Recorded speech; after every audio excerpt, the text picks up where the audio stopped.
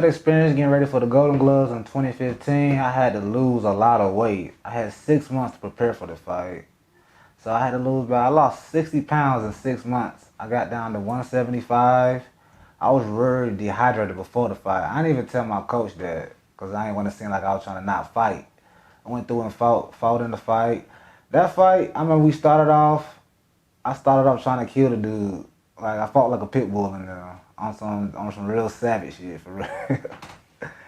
Throughout the fight, after that, I had him going. If I had the skills that I had now, I would have got a first round knockout in that. And I've been a Golden Glove champion. I fought the championship round in that fight. So I went through the fight. We was scrapping, fighting like dogs. Towards the second round, third round, that's when I got tired and he ended up winning the fight. So after the fight, I ended up throwing up in the showers. It was a very brutal experience.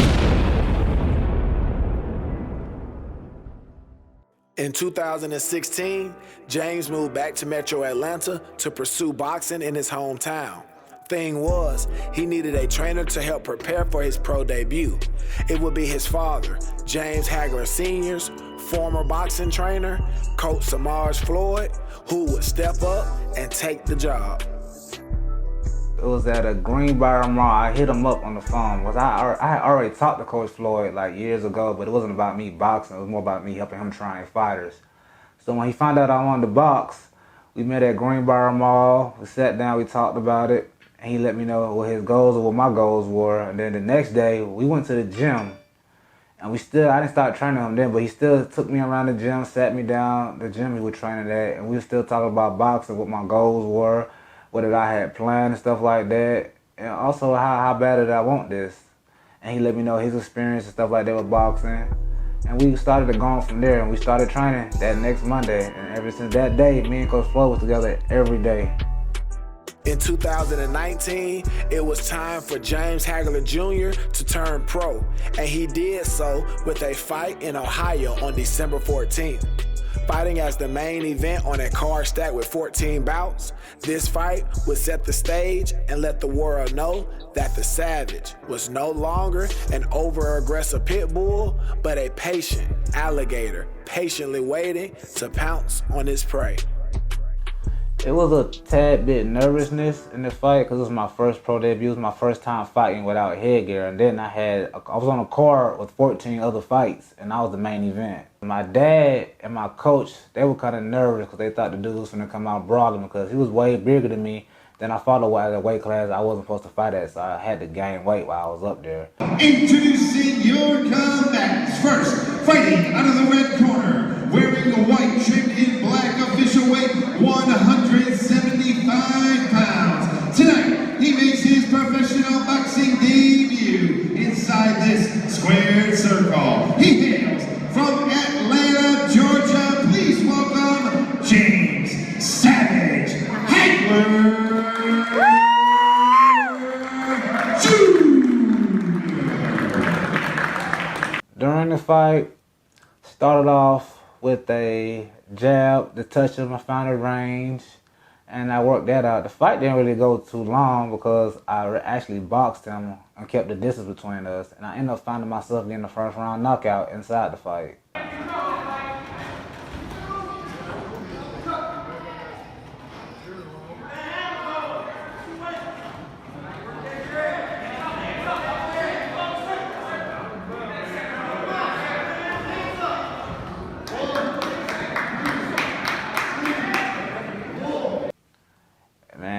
They was excited for real. After I got the knockout, the fans, they went crazy. People back home was hitting me up. Everybody was excited and shocked and stuff like that. It was good energy after that, and I got a lot of love for that, for real. But after I got that T-card, it kind of showed myself that I can actually fight, and I got knockout power, because I can knock out somebody bigger than me with the jab.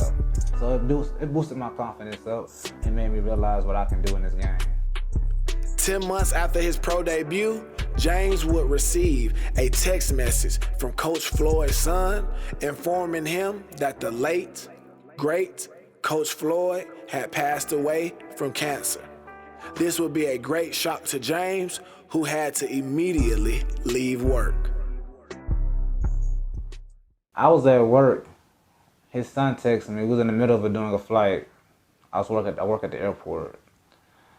When I got that message, like my heart sunk. Like the world stopped for real. I had to leave work immediately because I couldn't handle that emotionally.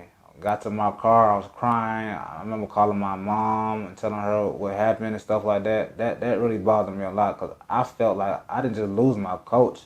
I lost my dad, my father figure, my mentor, my role model. I lost somebody very special to me that I talked to and was around every day. So I was very hurt when Coach Floyd passed away. I still to this day I think about the man every day for real. It's a little something I wrote for Coach Floyd, man. When I found out he passed away, gone but not forgotten. Physically, you may not be with me, but mentally, you are still alive, in my corner.